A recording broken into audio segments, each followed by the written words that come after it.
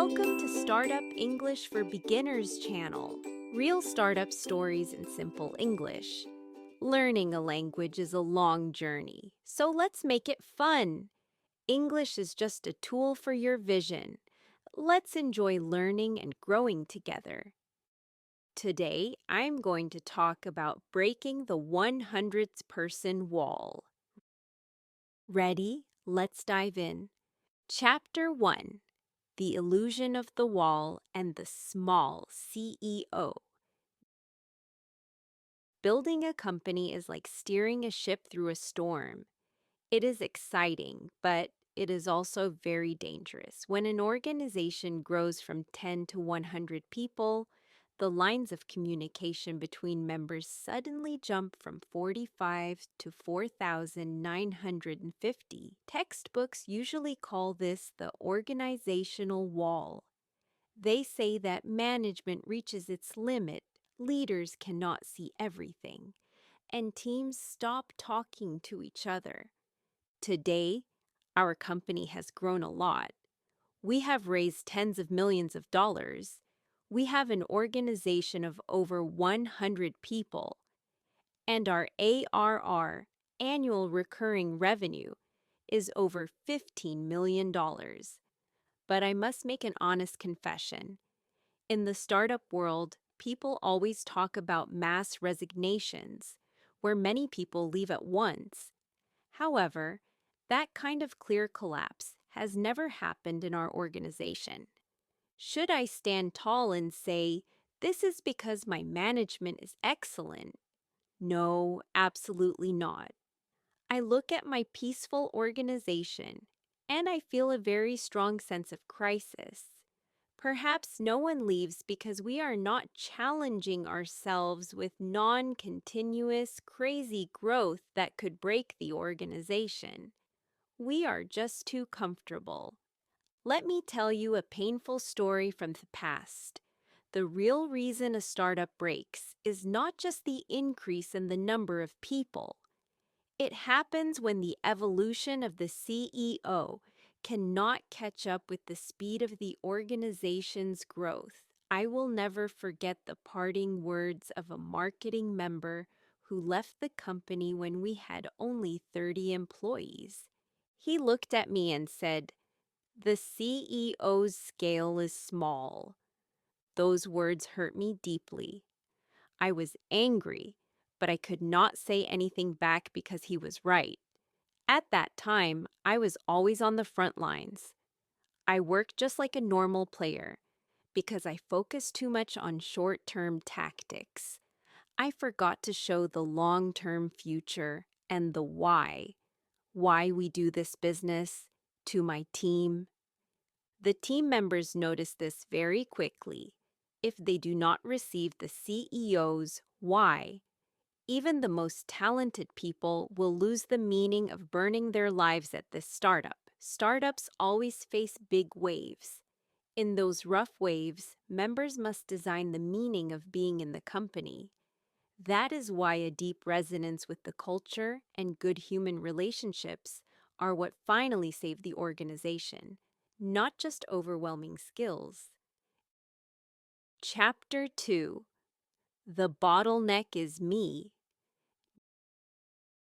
Now that we have crossed the 100-person mark, there is a quiet danger that can easily kill our business. What is it?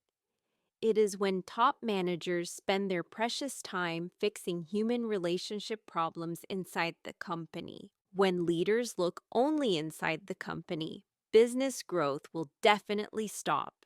To prevent this, we try to make our information as transparent as possible. However, just opening the information is not enough. If the team does not have the skill to receive and understand the context, the information just becomes noise. This mutual tension between the management and the team protects the organization from becoming too comfortable. But I have a bigger secret to share. I looked everywhere for the reason why our growth might slow down. Finally, I realized the truth. The biggest bottleneck for our growth was actually myself. Let me explain why. I am the CEO, but I also have a very strong role as the CPO, Chief Product Officer. For a software company, the product is its life. I love our product, but this love sometimes becomes a dangerous trap. When we did not reach our business goals, I always thought, how can we solve the customer's problem by making the product better? I thought I was taking responsibility. However, because I only looked at the product, I missed the real problems on the business side and the big waves in the whole market. I was blind. One day, my CTO said something that completely shocked me. He looked at me and asked, "Aren't you working the same way as when we had 30 people?" I woke up. I realized he was 100% correct. To cross the wall of 100 people, I had to change from an entrepreneur, 0 to 1, to a business leader, and finally to a true executive. What I had to unlearn the most was my own past success and my strong attachment to my old style. My past wins were blocking my future. Chapter 3: 3 Rules to Destroy My Old Self. My CTO's words changed me. Investors also told me, "You can sell with your current strategy, but your growth rate will drop. We want you to draw a big picture for 3 to 5 years from now." I finally saw my real position. I have decided to intentionally destroy 3 parts of myself to break the comfortable growth and become a true game changer. 1. Graduate from CPO and redefine time. I have always loved making products. I used AI tools to build prototypes in a few days, which used to take 2 months. This speed was our organization's strongest weapon. But at 100 people, if the CEO continues to be the strongest product manager, the organization cannot grow bigger. Making prototypes steals my time to design the grand future. I must kill my past self as a great player. I must become a prophet and strategist who talks about the unknown future. 2. Stop the beautiful self-blame. As I said before, when we failed, I tried to improve the product. This looks like a beautiful sense of responsibility, but it is not. I was just running away into the area I could easily control. If the real problem is in the market strategy or sales, making the product better will not help the numbers jump. I need the courage to cut deeply into hard business models and market strategies, even if it brings pain. 3. Bring intentional stretch to the peaceful organization. The fact that no mass resignations have happened proves that a strong culture has taken root. But staying in comfortable, warm water is meaningless.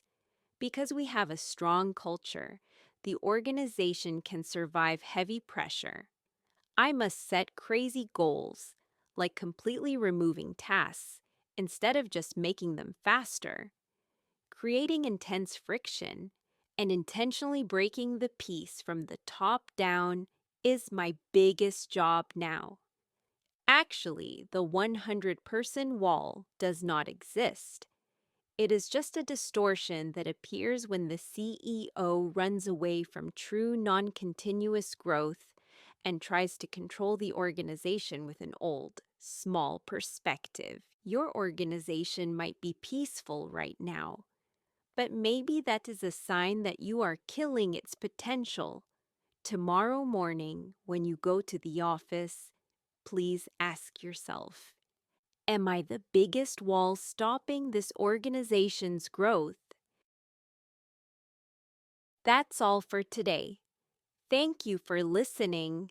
Remember, English is just a tool for your big vision. Don't be afraid of mistakes.